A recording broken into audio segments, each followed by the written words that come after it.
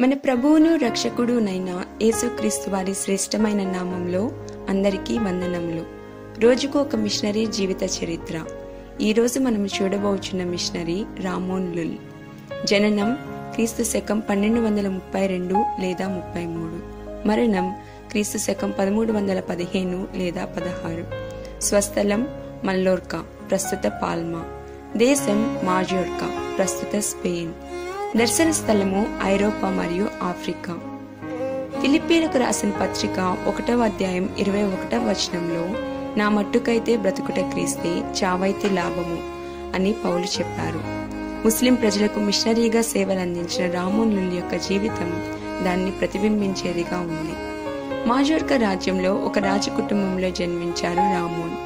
అతను తెలివైన వారు మరియు బాగా చదువుకున్న వ్యక్తి. కానీ నిర్దేశిత లక్ష్యం అనేది లేకుండా నిష్ప్రయోజనమైన జీవితాన్ని గడుపుతుండేవారు. యవ్వన ప్రాయంలో యవ్వనేచ్ఛలకు బానిసై అపవిత్రమైన తలంపులతో నింపబడి జారత్వంతో కూడిన జీవన శైలిని కలిగి ఉన్నారు. అయితే ఒక వేసవికాల సాయంత్రం అకస్మాత్తుగా అతను ఒక దర్శనాన్ని చూశారు.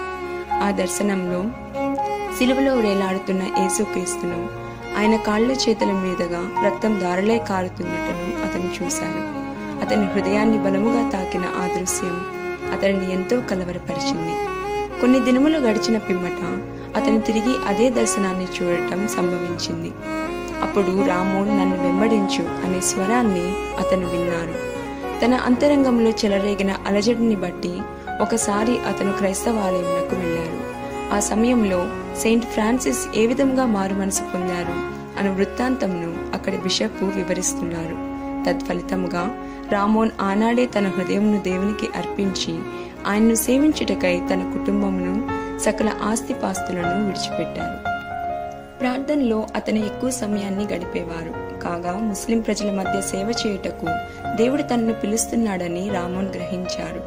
కాబట్టి అతను అరబిక్ భాషను నేర్చుకుని మాజోర్కాలో ఉన్న ముస్లింలకు సువార్తను ప్రకటించారు. క్రైస్తవ విశ్వాసంను గురించి హేతుబద్ధంగా వివరించుట ద్వారా అతను అనేక మందిని క్రీస్తు యుద్ధకు నడిపించారు. తదుపరి రోమ్ మరియు పారిస్ నగరాలకు పయనించిన అతను అక్కడి క్రైస్తవ సంఘంలో బోధించబడుతున్న తప్పుడు బోధనలను ఖండించారు. అతను మిషనరీల కొరకు శిక్షణా కేంద్రాలను స్థాపించి ముస్లిం రాజ్యాలకు వెళ్లి సేవ చేయవలనని వారికి ప్రత్యేకంగా మార్గనిర్దేశం చేశారు. అంతేకాకుండా వేదాంత, గణిత మరియు తత్వశాస్త్రాలకు సంబంధించి 290 పుస్తకాలను రాసిన రామోన్ ఒక గొప్ప రచయిత కూడా. 61 సంవత్సరాల వయసులో అతను ట్యూనీషియాకు వెళ్లి అక్కడ ఇస్లాం ప్రపంచానికి సువార్తను ప్రకటించి బైబిల్ వేదాంతాన్ని బోధించారు. అందుకుగాను అతను అక్కడ ఖైదు చేయబడ్డారు. తదుపరి బహిష్కరించబడి తిరిగి వస్తే రాళ్లతో కొట్టబడతారనే బెదిరింపులతో కూడిన హెచ్చరికతో అక్కడి నుండి పంపివేయబడ్డారు. ఏదేమైనప్పటికీ తాను పొందిన దేవుని పిలుపుకు అవిధేయత చూపక మరో 2 పర్యాయములు ట్యూనీషియాకు వెళ్లారు రామోన్. చివరిసారిగా అతను అక్కడికి వెళ్ళినప్పుడు అతనికి 80 ఏళ్ల వయసు.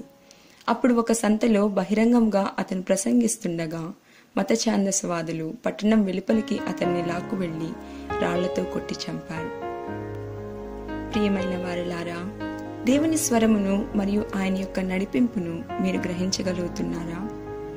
ప్రభువా, శరీరేచ్ఛలను జయించి నాకున్న సుఖభోగాలను విడిచిపెట్టి మీ సేవ చేయులాగున నాకు సహాయం దయచేయుము.